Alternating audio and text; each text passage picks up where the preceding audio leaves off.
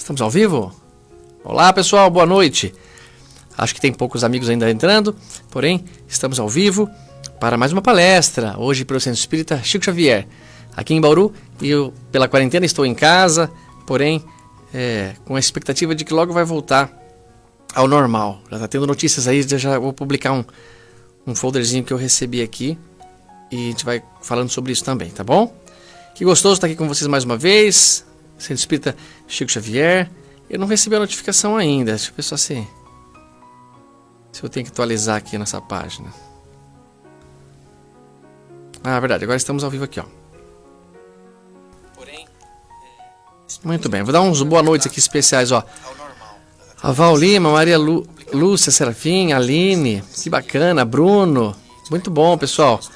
Fábia Gomes, Andréia. Bem-vindos, meus irmãos, minhas irmãs, para estarmos aqui a um pouco mais de estudo, hein? Hoje que é um estudo muito importante, um texto de Emmanuel referindo a uma passagem de Jesus. Olha que coisa importante, e nós vamos aprender muita coisa. Desde que queiramos aprender, estejamos com o coração aberto para isso, tá bom? Mais um pouquinho, nós iniciaremos nossa palestra. Estamos em Bauru, transmitindo nosso estudo aqui de casa, do estúdio de casa, para uma palestra, sendo que hoje seria o dia que eu faria a palestra no Centro Espírita Chico Xavier em Bauru. Toda primeira quarta-feira do mês é dia que eu fico muito feliz porque encontro meus grandes amigos, trabalhadores desta casa, Toninho Vendramini, Dr. William, o presidente da casa, seu João Previdelo, grandes amigos. E todos que frequentam esse centro tão bacana que é o Chico Xavier. Pessoal, uma notícia que eu gostaria de dar, que eu recebi, acho que vocês também devem ter ouvido falar, parece que já está sendo possível, com alguma autorização, fazer outras vezes o que fazíamos antes, os centros espíritas receberem as pessoas. Porém, eu vou pedir para colocar um cartazinho aí, ó, que esse foi o que eu recebi via WhatsApp, né? Acho que estava rolando no Instagram. Veja lá que está dizendo que já está autorizado que cultos religiosos possam já voltar com algumas regras, é claro. Eu queria pedir a vocês, com todo carinho, é isso.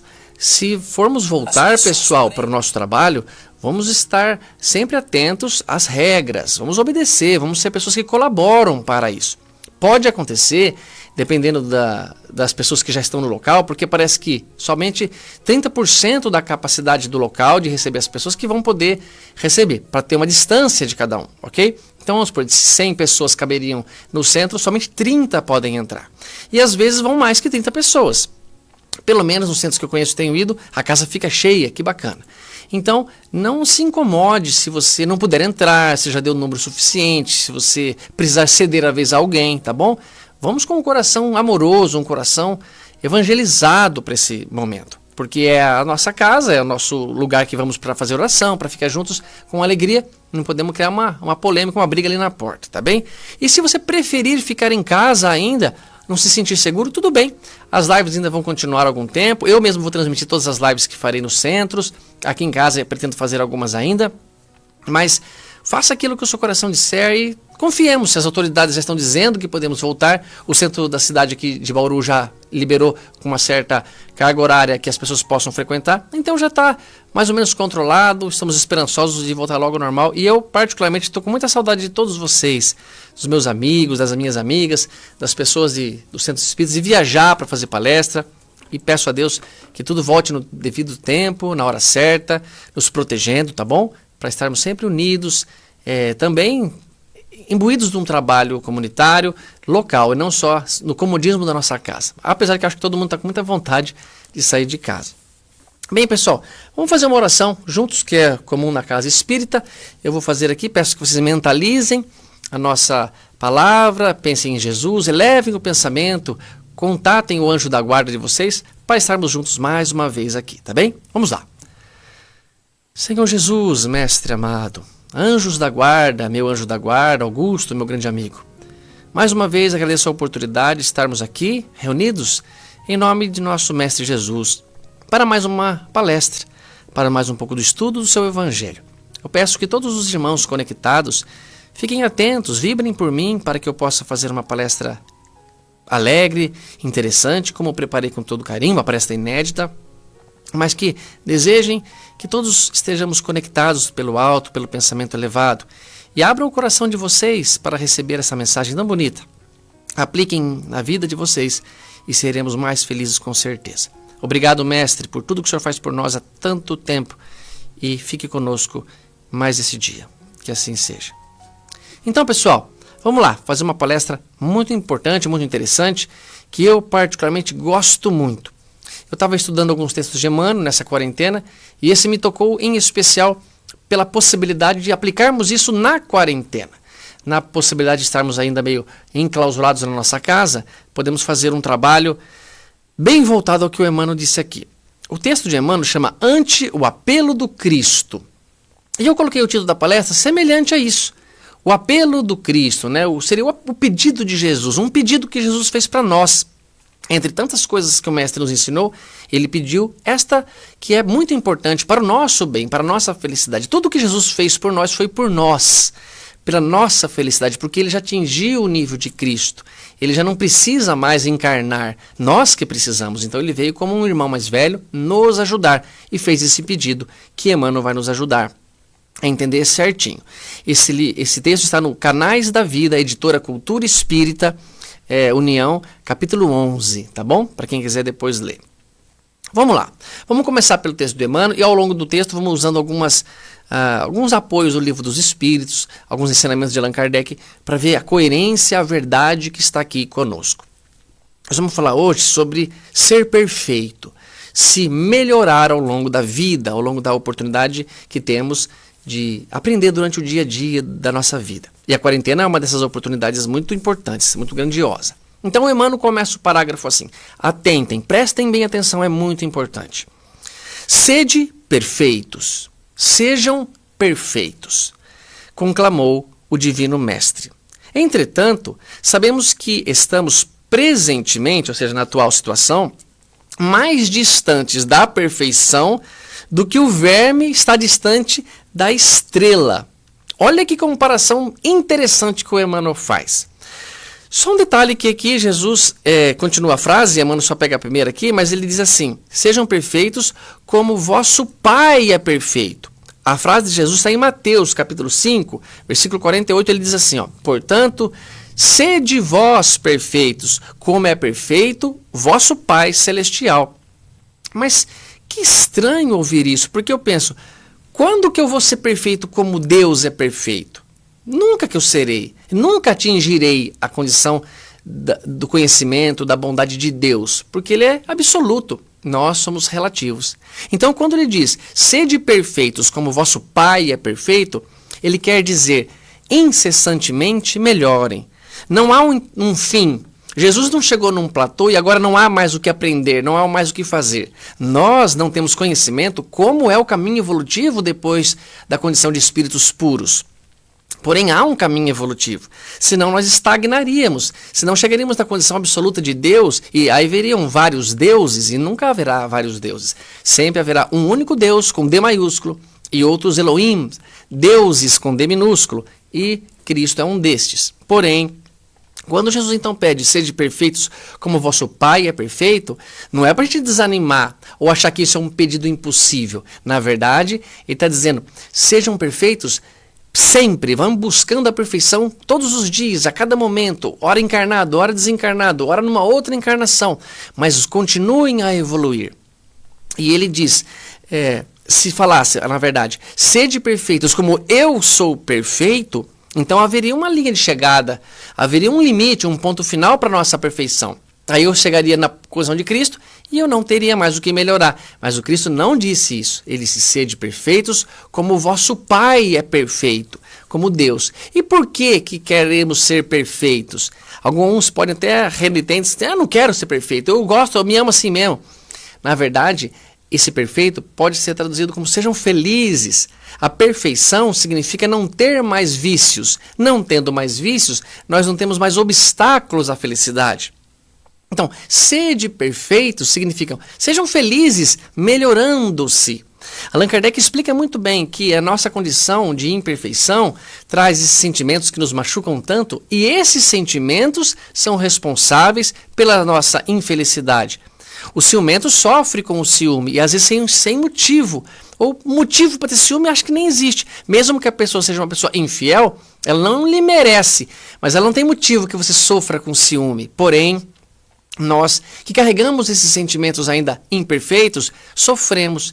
Então o pedido de Jesus, no fundo das contas, é o que nós queremos: ser felizes. Sejam felizes, melhorando cada vez mais. Então no primeiro parágrafo, Emmanuel diz isso.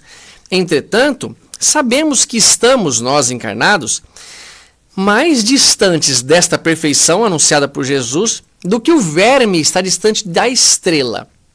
Muito interessante e inteligente, Emmanuel fala isso, e vamos abrir um parêntese aqui. Quando nós falamos em distância de estrelas, por exemplo, aquela estrela está a 1.000 anos-luz, a 1 milhão de anos-luz, a 10 mil anos-luz, a 4 minutos-luz.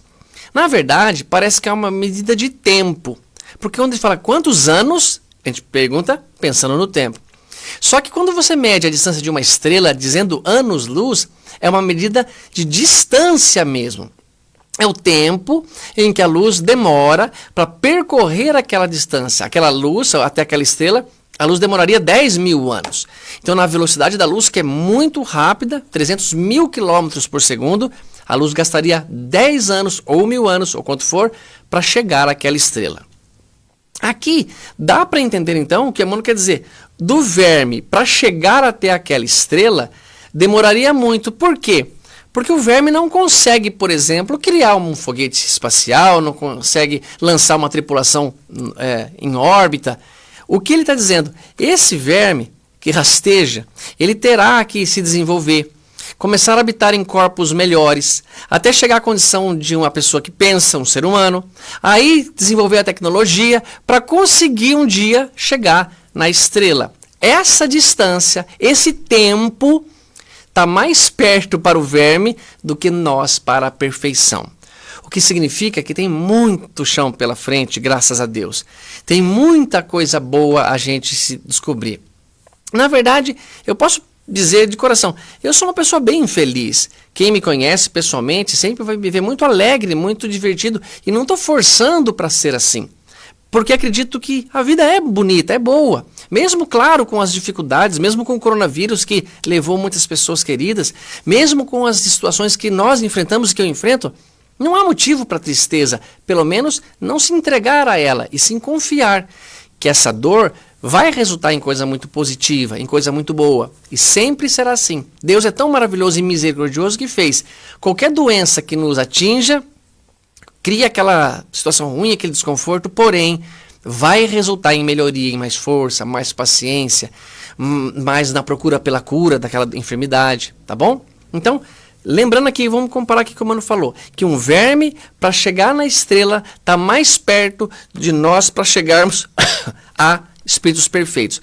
Só que para chegar em espírito perfeito, eu não tenho que viajar para lugar nenhum. Eu não tenho que ir de uma distância, correr com uma nave ou de algum modo.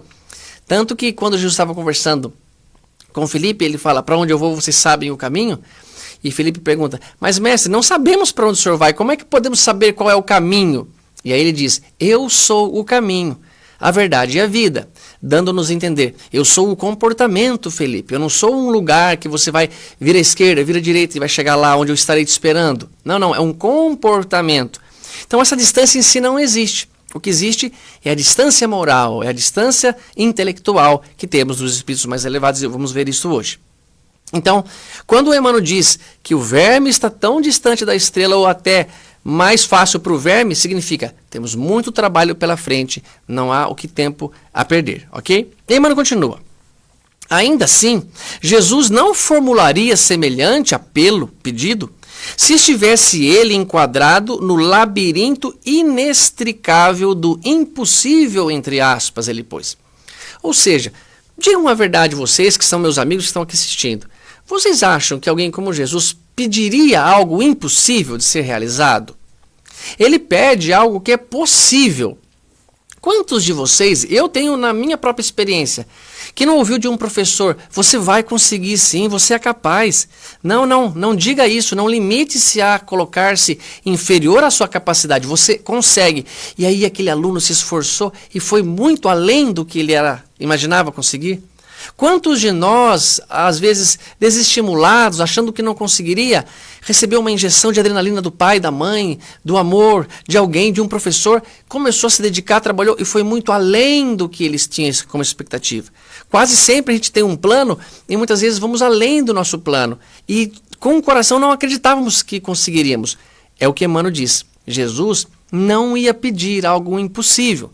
Então não alegue isso. É muito difícil conseguir isso. O meu pai, por exemplo, que é espírita, brinca muito dizendo que Jesus pediu uma coisa impossível para ele, que é amar o próximo como a si mesmo. E meu pai é um homem muito bom, meu pai não é um homem mau, não. Ele é caridoso. Mas o que eu quero dizer, quando ele diz isso que é impossível, na condição dele, mas ele sabe que passo a passo, degrau a degrau, chegaremos lá. Então Jesus pede algo possível, tangível, palpável para nós. E ele estava ali como um exemplo. Todos os filhos que o Pai me confiou, ninguém se perderá. Lá onde eu estiver, vós também estejais. É aquele que, ele diz, vim para que tenham vida e vida em abundância. Porque é possível conseguir isso. E ele diz sempre para todos nós, todos vós são deuses. Deuses com D minúsculo. E poderão fazer o que eu faço. E muito mais. Há um caminho, então, que não é impossível de ser atingido. Vamos juntos conseguir. Podemos, diz Emmanuel, e devemos esposar a nossa iniciação no aprimoramento para a vida superior, começando a ser bons. Aqui o Emmanuel tem um poder de síntese enorme. Quando ele fala começando a ser bons, o que ele quer dizer? Ele está dizendo que na classificação dos espíritos, já dada por Allan Kardec, nós não estamos ainda na classificação dos espíritos bons. Isso é na escala espírita. Se alguém quiser entender melhor, estudar melhor, pega no Livro dos Espíritos, a partir do número 100, da questão 100, do item 100, e vai lendo dali para frente. É quando Kardec relata para a gente toda a condição dos níveis espirituais que tem. Allan Kardec, ou a doutrina espírita, define que há 3 ordens de espíritos. Os perfeitos, da primeira ordem, os bons, da segunda ordem, e os imperfeitos, da terceira ordem. Então, Emmanuel diz que para chegar na perfeição, precisamos primeiro ser bons. É o caminho lógico. Você quer ser dentista? Tem que fazer primeiro o primário, colegial, faculdade, aí você será. Não tem como você ir lá para frente direto, pular passos. É necessário um amadurecimento. Então é necessário que passemos a ser bons espíritos primeiro. E aqui eu quero chamar a atenção para vocês. Como é o bom espírito? Por que eu não sou o bom espírito? Quando eu fui estudar a doutrina espírita de cara e entendi essa classificação, antes de estudar, que era perfeitos, bons e imperfeitos, eu dou minha palavra, eu me considerei espírito bom da escala espírita. Porque eu achava que eu era uma pessoa boa, um menino bom, um bom filho, um bom companheiro, um bom amigo. Não fazia nada para prejudicar. Eu poderia errar, mas não era com a intenção de errar. Mas eu não tinha entendido que não é assim a classificação dos bons espíritos. Veja, eu vou ler para vocês. Está no item 107 do Livro dos Espíritos. Espíritos de segunda ordem, os bons espíritos. Kardec diz assim: neste tipo de espírito, predomina totalmente o espírito sobre a matéria. Predominância do espírito total, ou total não, só os espíritos perfeitos. Então, predominância do espírito sobre a matéria. Desejo do bem. Aqui é um ponto importante. Falar que você deseja o bem significa que no seu íntimo, lá você com você mesmo, você quer o bem. Mesmo que você faça o bem exteriormente e que as pessoas ao te observarem vejam, ele é um homem bom, está fazendo coisas boas. Pode que no íntimo ele não está desejando fazer aquilo. Faz por um interesse.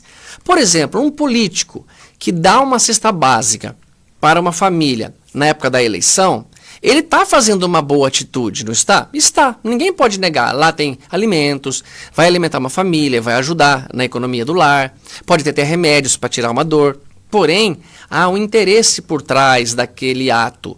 Então ele não é considerado um bom espírito, porque há um interesse.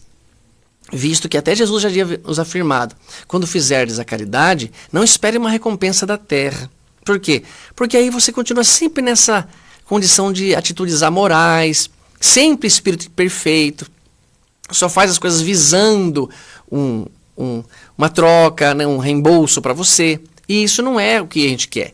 Quando você diz que o espírito do bem, ou o espírito bom, deseja o bem, ou seja, ele não tem sentimento ruim, ele faz o bem exteriormente e interiormente também é bom.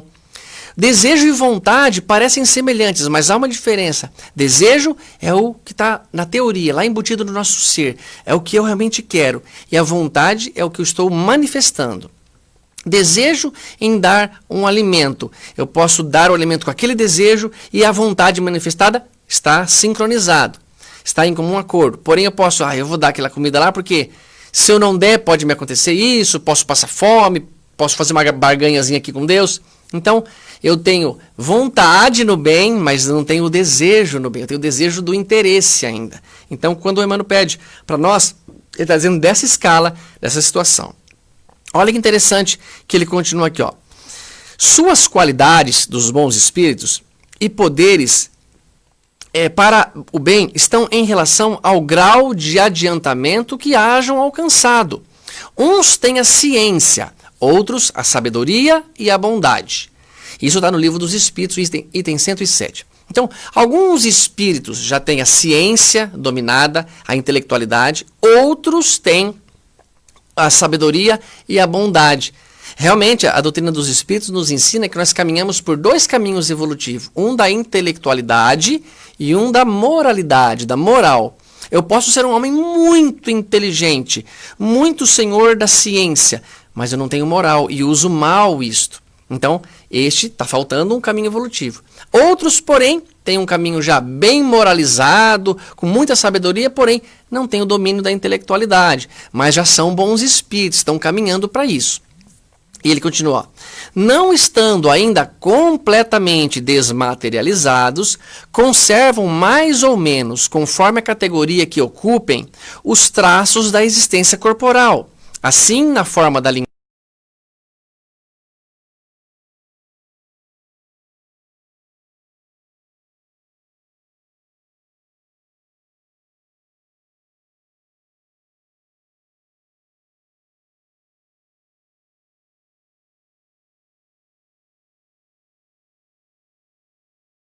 e supondo que lá dentro são espíritos que desejam exatamente aquilo que estão fazendo pela felicidade, pela alegria de ver alguém mais feliz pelo gesto que eles tomaram.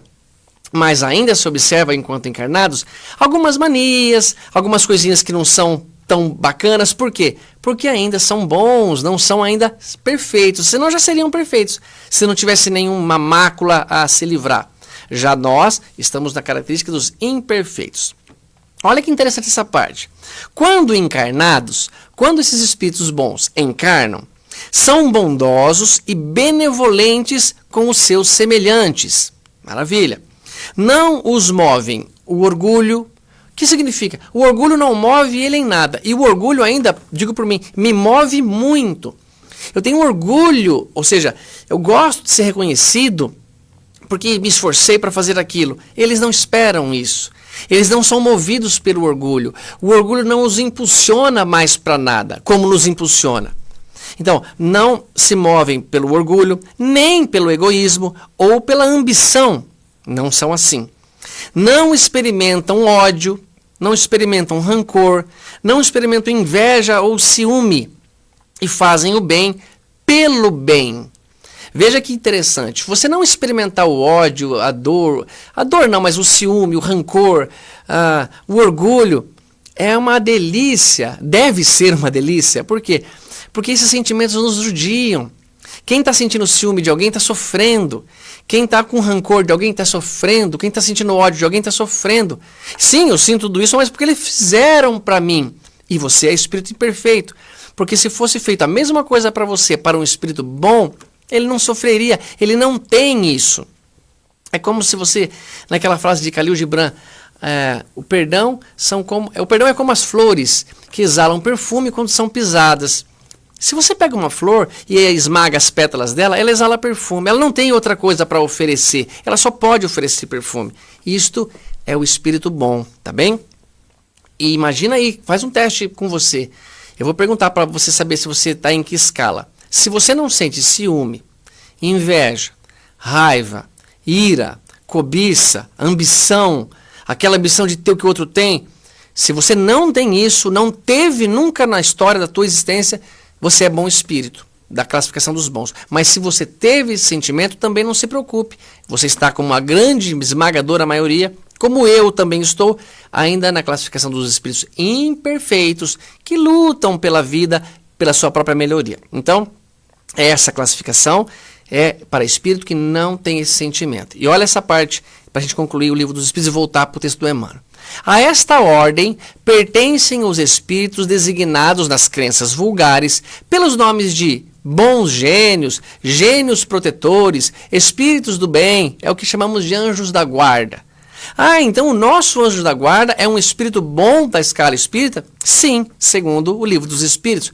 Mas não poderia ser um puro? Poderia, mas por que seria? Por que eu precisaria que um Cristo ou um puro viesse ser meu anjo da guarda, sendo que um bom espírito já está com sobra para me ensinar?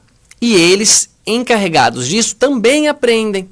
Então os nossos anjos da guarda nunca podem nos inspirar o revide, não podem nos inspirar a responder agressivamente, não podem inspirar a vingança. Então tentem conectar-se com o anjo da guarda diariamente, em oração, pedindo a ele, pedindo a companhia dele e imaginando que nos momentos de aflição, de necessidade, ele está ali com você, tentando te passar uma mensagem, um conselho. E muitas vezes a gente vê essas notícias tristes de brigas, por exemplo, briga de torcida, quando alguém vai para o carro, pega lá uma arma e volta, ou num bar, ou num lugar onde mexeu com a esposa, algum desentendimento, a pessoa já estava pronta para ir embora, não vai para o carro, pega o carro em vez de ir para casa, não.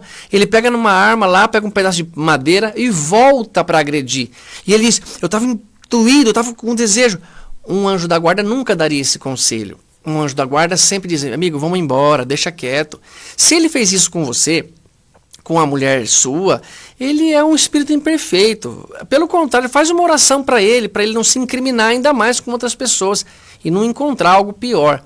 Mas não faça isso. Ou seja, um anjo da guarda não pode se enfurecer. Se eu fosse anjo da guarda de vocês, eu imagino que eu daria um conselho sincero, como às vezes dou em atendimento fraterno. Dou lá o conselho, você não atende. Falei, dou outra vez, não atende. Eu já perco a paciência. Ah, agora você vai se ferrar. E você vê que eu não poderia então ser um anjo da guarda. Por quê? Porque a ira me toma conta. Ou ainda, se eu ver um amigo brigando num bar, tem aquela frase, né? Amigo que é amigo não separa a briga, chega de voadora. Isso é ilusão, pessoal. Isso não é amigo, isso é uma pessoa briguenta, ele está também com algum interesse em defender você. Porque amigo mesmo é aquele que te tira da briga, é aquele que põe pano quente, é aquele que não quer que a sua cabeça ferva ainda mais. Por isso podem ser anjos da guarda e nós ainda não podemos, porque somos pessoas que se iram facilmente. Quando nós damos um conselho e não obedece, a gente gosta quando a pessoa se está mal. Fala a verdade. Então, ele conta assim, ó. Entretanto, é necessário distinguir, olha lá, bondade da disciplina com que muitas vezes nos rendemos à falsa virtude. É aquilo que eu adiantei um pouco e falei. Você tem que tentar diferenciar, pessoal, bondade de falsa virtude. Bondade legítima não é falsa, é um sentimento que quer fazer exteriorização daquele sentimento, daquele desejo para virar vontade exatamente naquilo. Eu, por exemplo, muitas vezes faço algo bom e é uma falsa virtude. Muitos me atribuem, olha que homem atencioso, paciencioso. Eu estou dominando ali, fazendo uma força para não tomar uma atitude mais radical e ruim. Pelo menos já está bom, estou tentando me dominar. É o que vocês devem fazer, tentar dominar. Porém, não confundam bons espíritos com esses espíritos que têm falsa virtude. Aí ele continua, de vez que em toda parte existem criaturas boas emaranhadas na negação verdadeira da bondade. O que significa? Eu gostaria, por exemplo, de fazer uma ajuda para as crianças do seu pai, atendê-los, fazer um trabalho prudente deles. Mas eu, no íntimo, não consigo fazer isso totalmente.